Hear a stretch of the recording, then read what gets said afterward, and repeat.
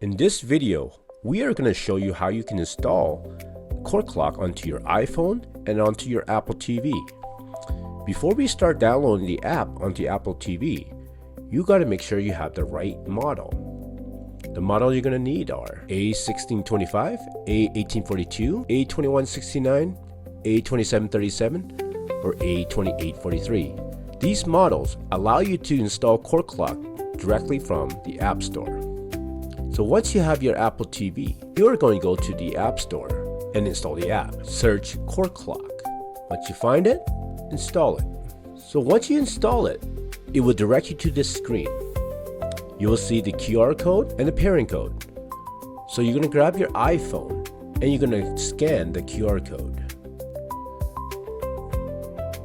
And as you can see, it directs us to the App Store. Let's install the app. Once you're done installing, open it up, and that's it. Let's go to the next step.